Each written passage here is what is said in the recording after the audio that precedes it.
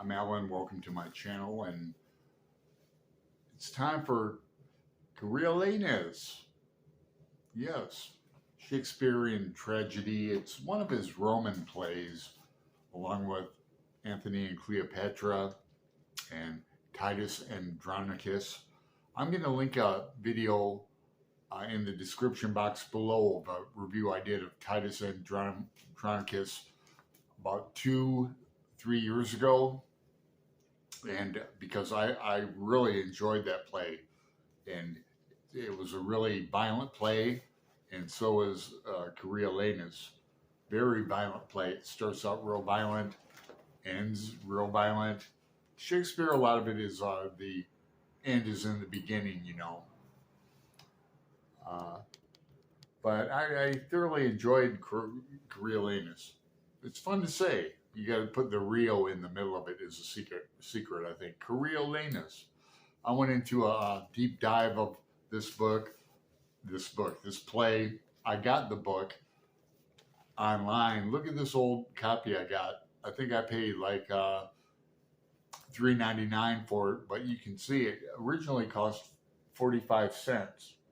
Easy play to follow, really. They call it like Shakespeare's most political play, and that's because like the crowd in Rome, it takes place in Rome. They say about 400 years before Antony and Cleopatra. So it's when Rome was not an empire at all, just struggling. They were still warring with different cities. And one of the cities they warred with was Antium. How could I forget Antium? And one of the characters in the play that Cassius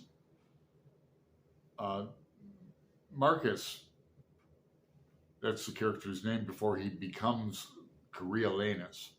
And he gets that name Coriolanus because he single-handedly won the battle at Coriolis, another city around Rome and Antium. Anyway, his name is Tullus Aphidius, but it goes by Aphidius. And I also must say that I first read this play using my old method. Since I've been doing this since I was a wee lad, I use the audio and I read along with the text. And then I discovered it's new to me. It's from 2016, the movie version that Ralph Fiennes directed. And I really enjoyed this production, BBC production, but it was like a Hollywood movie. He updated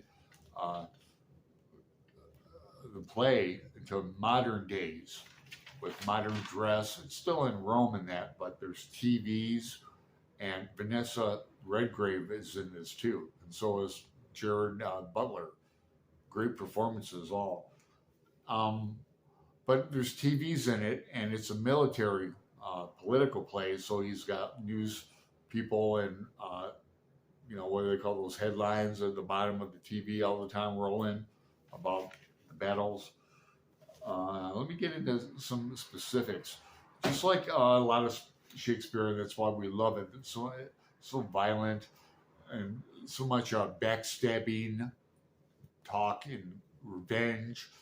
But this play is different to me because of the audience participation, the plebeians. I love that word, plebeian. I remember when I first learned that word in high school, I wrote a letter to the editor of my high school newspaper, but I was in on some information, and I called the guy plebeian, just whatever. But the plebeians, they waver in their opinion and their judgment. That's what's so funny and fun about this play, because Coriolanus is just so a man filled with such pride and honor. He doesn't. He's humble. He's so humble, humility. He doesn't like to brag or hear about his conquests and that. he wants to be consul, general, president, but he's not going to bow down to the common citizens and the plebeians. They take offense at that. They take umbrage at that, and they exile him.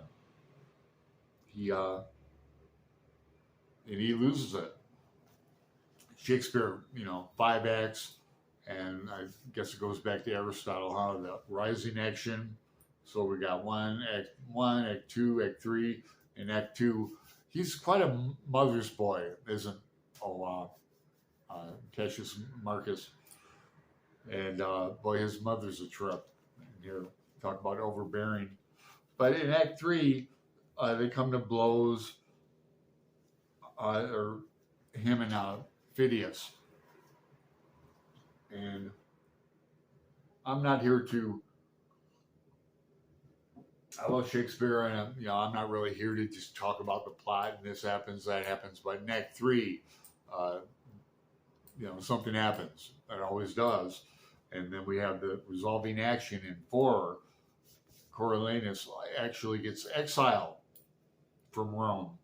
The plebeians turn against him again, with some help from who's the character? Agrippa, Marcellus, his friend, the senator Marcellus, who's a backstabbing weasel. Yeah, Menenius Agrippa, is a frenemy to. Well, that all happens in Act 3. In Act 4, and his mother consoles him. Coriolanus. What I find interesting is, people say, well, I can't relate to Shakespeare, or I don't like it, or it's boring, or whatnot.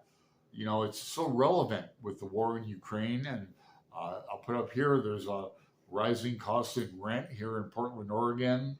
Food costs around America are just outrageous. That's what this play is about. The citizens are uprising, they're starving. They talk about corn all the time,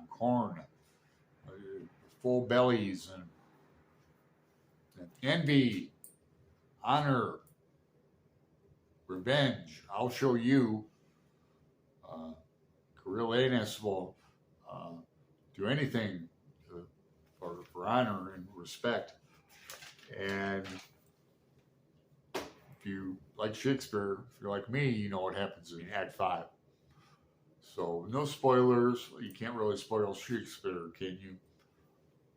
But I really enjoyed this play because I'd never read it before, never saw it, or never really knew anything about it. So, and all thanks to Shakespeare, almost said ShakeTube, but all thanks to Shakespeare, and I think I'll link to Jason's announcement video, but Shakespeare going on.